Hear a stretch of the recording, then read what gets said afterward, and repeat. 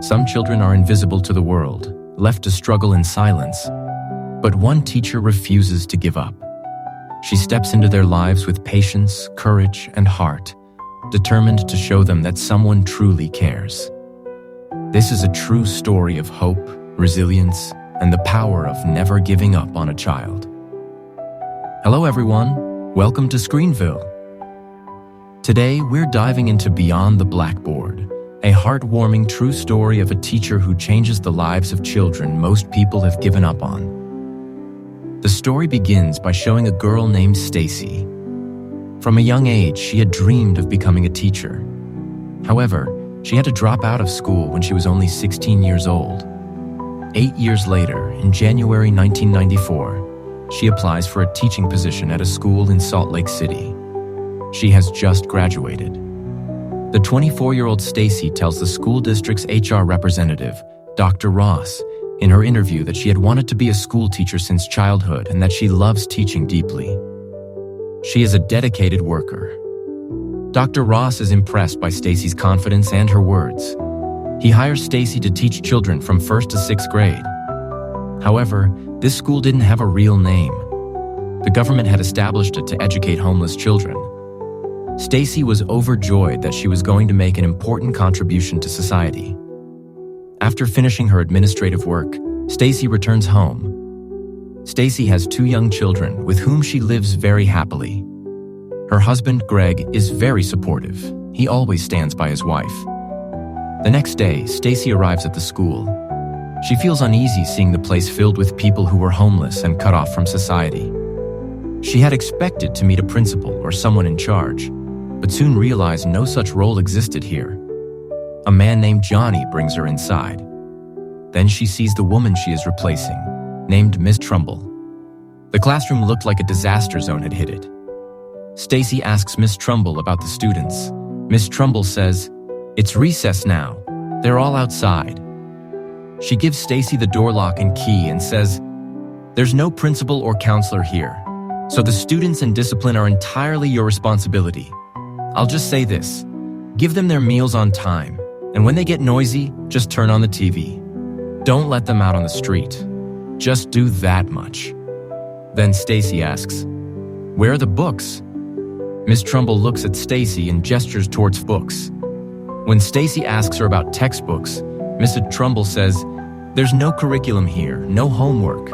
And Johnny, he has no connection to this school. He just runs the shelter for people.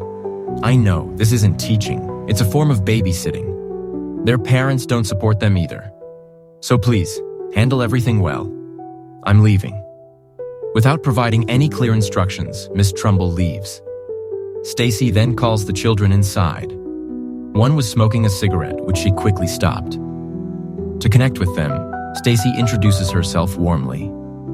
Among the kids was a mischievous boy named Danny, often causing trouble. That same day, a new student joined the class. To make the children comfortable, Stacy shared her family photo album with them. Just then, a train roared past the nearby tracks, shaking the entire building as if an earthquake had struck. From the floor, a rat suddenly scurried out. The children screamed in fear, but Stacy kept her composure and drove the rat outside, calming everyone down. Later, the man who managed the school came in. He saw Stacy sitting with her head down. When Johnny asked how she was doing, Stacy said, "Today has been really hard for me. All my life, I imagined the kind of teacher I would be. But today, I realized I'm not that person at all." Although Stacy was discouraged, Johnny tried to motivate her. He reminded her that the children liked her and told her to come back the next day. As Stacy was preparing to leave, she noticed a friendship band lying there. When she returned home, she went straight to take a shower, but her kids saw her crying. Her husband Greg came to check on her. Stacy told him, "Nothing happened the way I imagined, but still, I'll go back tomorrow because I don't want my children to see me give up." The next day at school, Stacy kept calling Dr. Ross for desks and new books, but she received no response. In class, she gave the children a test paper to understand their level. Danny, Grace, and Becca arrived late, but eventually the children settled down and began writing. Just then, a woman named Candy came in, demanding to take her daughters home. Stacy told her they were in the middle of a test and couldn't leave now. Candy argued, "They're my daughters. They need to come home and do chores." Feeling frustrated, Stacy later met Patricia, a nurse. Patricia told her, "You look very tired. Tomorrow I'll bring you a gamma shot because there are a lot of germs and illnesses here. It will help your body fight them." Back in the classroom, Danny started disturbing the other students. Stacy told him to return to his seat, but Danny responded rudely. Losing patience, Stacy scolded him. That evening at home, Stacy became very busy. While rushing around, she told Greg, "I was only trained to teach first and second graders. Nobody ever taught me how to handle all grade levels together. They didn't prepare me for children like this." Greg calmly reminded her, "Stacy, you're a mother. We have 2 kids of our own. You can handle them the same way." The following day, Stacy brought some of her own books to class. There, she met Danny's mother. Stacy apologized for scolding her son. But Danny's mother said, "You did the right thing. My boy is smart. He can study. He just needs a teacher who can keep him under control. You're the only teacher who has ever dealt with him properly." At school, Patricia arrived with the gamma shot but asked Stacy first if she might be pregnant. Since Stacy wasn't sure, she took a pregnancy test sample from Patricia. Later, Stacy also helped another woman open a door. After that, Danny came to Stacy and apologized. From then on, things between them began to improve. When Stacy entered the classroom, she discovered that the television had been stolen. She became upset, but no one admitted to seeing the thief. Then Danny told her, "The people you opened the door for, they're the ones who stole the TV. They're gone now, and they won't be coming back. The TV is gone, so the only choice is to calm down." Stacy took a deep breath, calmed herself, and then asked Danny to return to class. She gave him the responsibility of helping manage the students. Later, Patricia told Stacy that she was pregnant. When Stacy went home, she shared the news with Greg. Both of them were overjoyed. The next day, Stacy went to Dr. Ross's office. She said, "Sir, I need basic supplies to teach and the children need books." But Dr. Ross immediately refused. He replied, "That's not my job. My responsibility is to hire teachers. Still, I'll pass your request on to the administration." Stacy then suggested, "Why don't we transfer the children to another school?" Dr. Ross shook his head. "No, that would take too much paperwork and too much time. It's not possible right now." Stacy looked at him and asked, "Have you ever been there? Even once?" Dr. Ross admitted, "No." Frustrated, Stacy said firmly, "Then you don't understand my problem." The HR representative responded, "Why are you getting so upset? Neither these children nor you are permanent here anyway." That was the moment Stacy made up her mind. If no one else would step forward to make a change, she would begin on her own. So, she took her first step.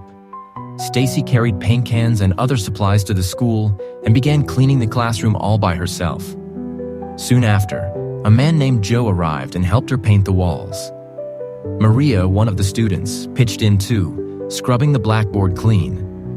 By the end, the classroom looked brighter and more welcoming. Maria told Stacy that one day she also wanted to become a teacher. Meanwhile, Joe brought along another man named Nelson, who was very skilled at drawing.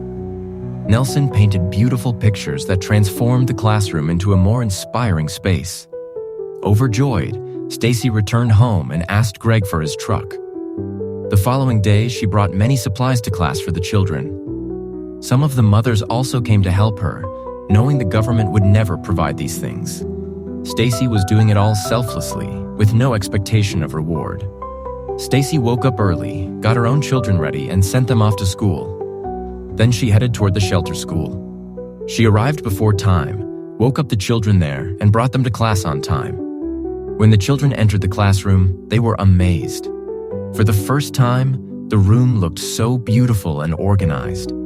Their faces lit up with joy. Stacy served them breakfast. After that, their real classes began. She started teaching the children new and meaningful words. She explained what respect is and why it is important, not just for others, but also for themselves. She talked about moral values and played music on an audio player. Nelson taught them about colors, helping the children discover the little artists inside themselves. For the first time, the classroom was filled with happiness and excitement. Slowly, the children began to bond with Stacy. She divided the children into groups according to their abilities, and they began helping one another with their studies. Stacy felt truly happy with the progress they were making. One day, when Stacy arrived, Johnny told her that 6 more children had come to the shelter the previous night. Hearing this, Stacy grew worried. There were now more children, but very few resources, and the administration was still providing no support. Carrying this concern, Stacy went to see Dr. Ross, but instead she met Dr. Warren there. She shared all her struggles with him and asked, "Have you ever been to that nameless school?" Dr. Warren replied, "No." "That's the problem," Stacy said. "Nobody actually goes there to see what's happening." Dr. Warren listened patiently as Stacy described each of the children. She said, "These kids have nothing, yet they give me gifts. We must do something for them." Dr. Warren nodded. "All right, let me see what I can do. I'll try my very best to help you." The day before Valentine's Day, the children made greeting cards. Each child gave one to their parents, who were delighted to receive them. Only Maria's father, sadly, was drunk when she went to hand him her card. Later, as Stacy was leaving the school, she found cards left on her table, made by the children for her. Reading their words, Stacy became deeply emotional. In the next scene, the children eagerly pulled Stacy into the classroom. She was overjoyed when she saw what awaited her. Dr. Warren had provided desks, workbooks, and all the missing supplies they needed. To the children, Dr. Warren was like Santa Claus. Dr. Warren told Stacy, "You can consider me your principal. Whatever you need, just tell me." Soon after, Stacy went to Nelson and said, "I spoke to Dr. Warren about hiring you as our permanent art teacher." Nelson, who had been volunteering all this time, was a kind-hearted man and gladly accepted. Meanwhile, Stacy learned that Maria and her father were being forced out of the shelter because her father had broken the rules. He was an alcoholic, and Johnny had no choice but to evict him. At first, Stacy tried to reason with Johnny, but he wouldn't change his decision. So she went directly to Maria's father and asked, "Where will you take Maria? Do you have anywhere to go?" Her father replied, "I don't know. Maybe the streets." Stacy said firmly, "The streets are not safe for her. Please understand that." Tears filled his eyes as he whispered, "I cannot abandon my daughter. I can't leave her alone."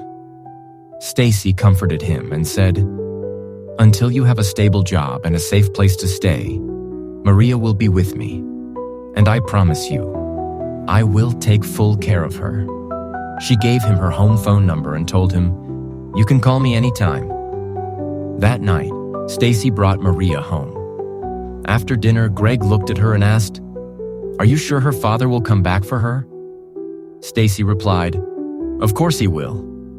Greg sighed, "And if he doesn't, I'll have to hand Maria over to child services.